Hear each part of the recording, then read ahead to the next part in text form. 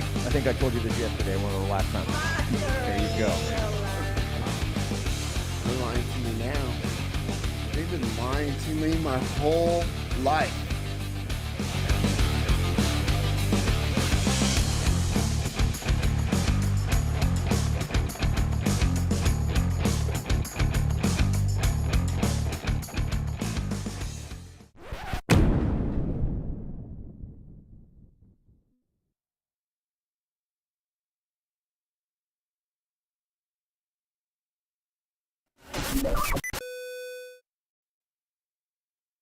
All right, check one, check two.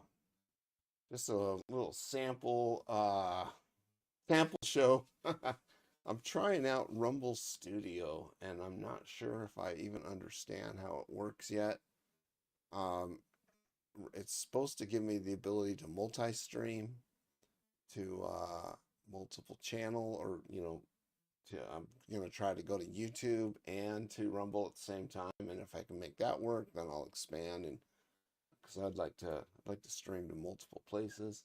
So I'm gonna be a little distracted for just a moment while I take a look at YouTube and see if it's actually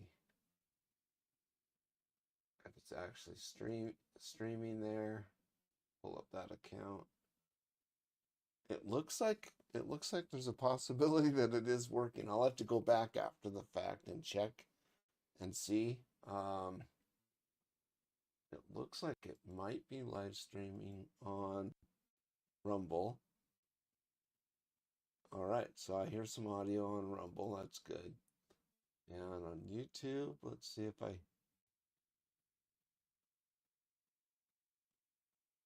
All right, so I'm hearing something on both. I'm hearing something on YouTube and on Rumble, and still don't know exactly how to use this Rumble Studio. Um, I was hoping I'd be able to see the chats and see how it works. Right now, inside of there, I'll just show you real quick in my it says starting stream, and it's showing the destinations, and they're just spinning. So I've expected that just to show me that they're both connected and then go to another screen. But I'm still learning how to use this, so what the heck. Welcome everybody to the Use of Cedar show. Jeffy C and I put this together really late last year. We started in the shed recording a couple shows, and then eventually we figured out how to set it up so we could record from our own studios. Jeffy usually joins me when he hears that I'm streaming without him. He's gonna try to jump in. I got a text from him. Looks like I better get my phone here. Let's see. Okay, nothing from him yet. I just put a couple clips together just to so I'd have an opportunity to try a couple things out. So let's see. I think this first clip, totally forgot. Let's see if I can pull it up. See what that is. Oh yeah, the first clip is going to be a little bit about this. Let's see if I can find that. This guy, the Telegram founder, was arrested over in France. Um, Pavel Durov. I think he's a Russian, and um, I just recently started using Telegram. Jeffy and I started using that to be able to share clips, little videos that we can use in the show. He'll send them to me, and then I can just save them right to my hard drive, and it works great. I really like the app. Don't know much about how to use it yet. Barely started really understanding how to use it, but this basically them arresting him. I mean, I've read articles today that Elon Musk is next, and basically what they're trying to do is they want to be able to have back doors into his system, and they want to censor, and they want to. It's a private company, and of course they're going to make up some charges. And I'm not saying that there's not bad these apps for. Um, But something doesn't sound right about it anyway. I'm going to go to this first clip. Let's see what we got here. What do you think happens to this? I mean, he's still a young man. He's got a lot of money, and this is and more importantly, what this says to the rest of the world. I mean, there must be, I would hope, some amount of regret from the French for doing this, because it's terrifying a lot of people in the West. Well, unfortunately, the main actors that could bring pressure on the French government to let Pavel go are probably the ones who coerced or pressured or at least coordinated with the French doing it in the first place. Wow. There is no chance on earth that that French law enforcement made such a geopolitically and geostrategically sensitive move without coordinating, notifying, or working with the U.S. Embassy in Paris. As we speak, the House Foreign Affairs Committee could immediately seek all communications, emails, documents, meeting minutes of everyone from the U.S. Embassy who had any communication with French law enforcement, French intelligence, or French government officials up to and in the moments leading up to that arrest when he stepped off that plane. They said Macron said today they had an in-process judicial investigation. But the fact is the State Department, it runs the censorship industry here and around the world. And they have had this long-range plan to get the EU Digital Services Act in motion. I was at the State Department when we were negotiating that. Wow. The fire is coming from inside our house. Well, there you have it. There's no way the French would have pulled this off on their own.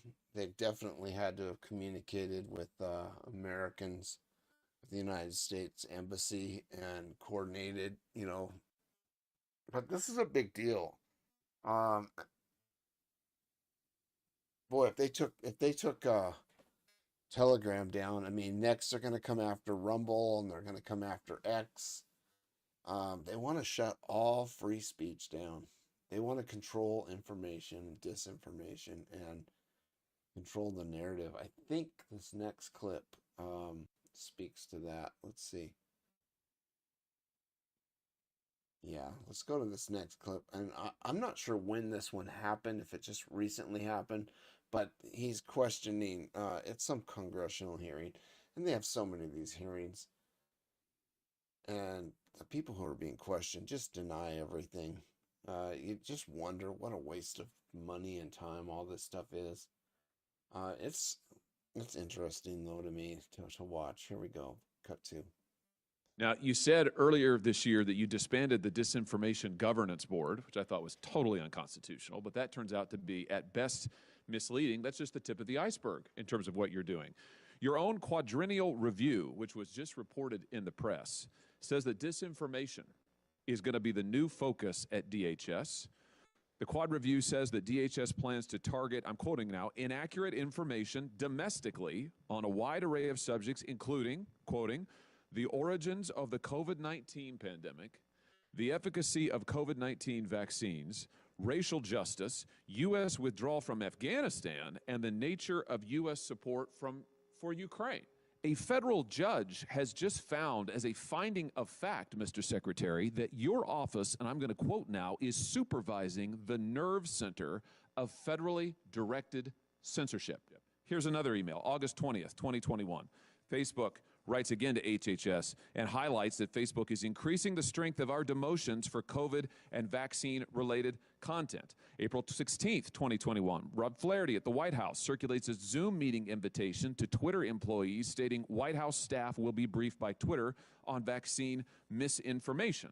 We have example after example of this administration coordinated, apparently, according to a federal court, by your agency, pressuring, coercing social media companies to engage in censorship. Is that constitutional? That is unequivocally false. Is what the emails show. It is unequivocally false, Senator. You are not pressuring the big tech companies to take down accounts. You are not meeting with them to ask them to censor on your behalf. That is correct. We are not. Mr. Secretary, it has been established for years in this country, as you very well know because you're a lawyer, that the federal government may not use private third parties to engage in activities that are unconstitutional. That's exactly what you and this administration are doing. You are leveraging private companies to carry out censorship on your behalf. It's dystopian, but worse than that, it's unconstitutional. It's also Yeah, so they're in total denial. And I think what they do I think they call them cutouts or something like that. They basically create some separate entity that goes out and does all this stuff for the government because it's illegal for the government to do it. And then there's total plausible deniability. They believe that they're being honest when they're saying no, that's not true. We're not doing this because they're not. They have set somebody else up to do it for them. But can't prove it. All you can do is just bring them into court, into congressional hearings and question them. And yeah, it's a crazy, crazy world we live in. All right, let's go to this last clip here. Cut 3.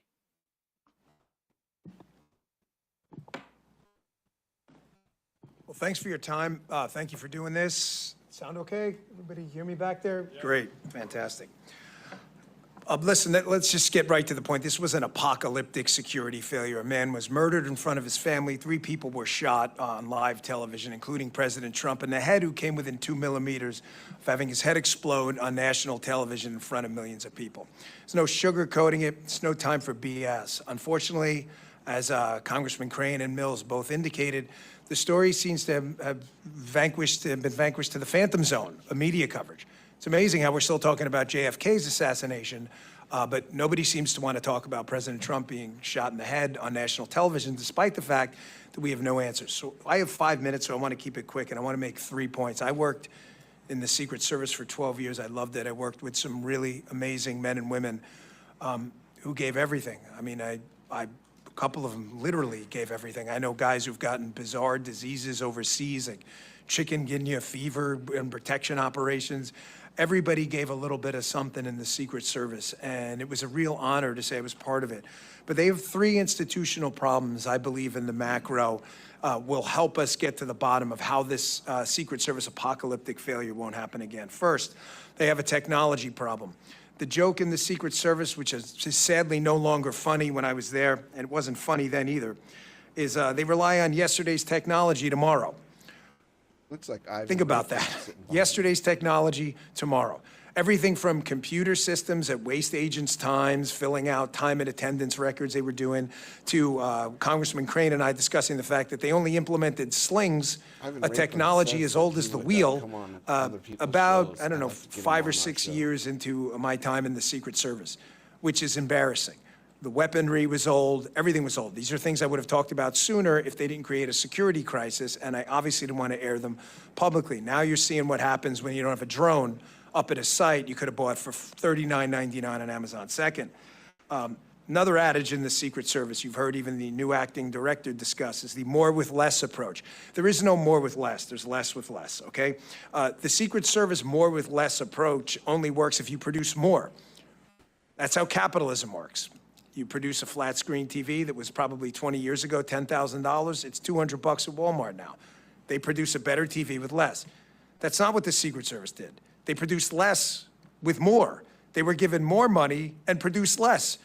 A 20-year-old criminal outsmarted them on a $40 drone technology piece of device. You're telling me that's more with less? That's disgusting. That's nothing with less. That's less with more. Their budget went up. You guys know, you're appropriators. You know that. Third, and I'll wrap it up with this, turn it over to Mr. Prince.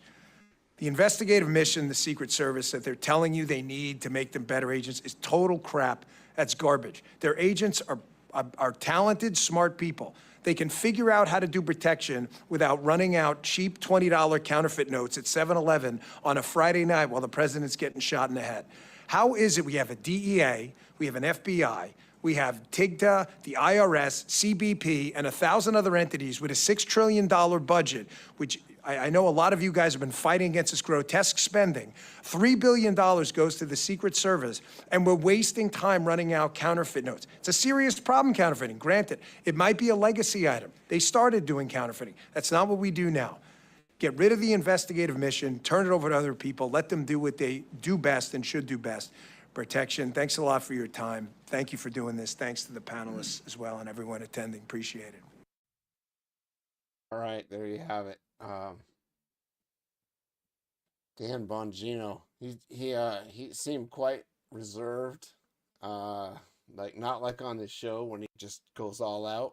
But I think he hit some good points there. I think the Secret Service needs to focus on protection and not not investigation. There you have it. It looks like I was able to successfully stream on YouTube and on Rumble, and just wanted to get this out and see if I can't get it so we can go to multiple places at the same time. So thank you everybody for checking out the show. I'm going to take us out.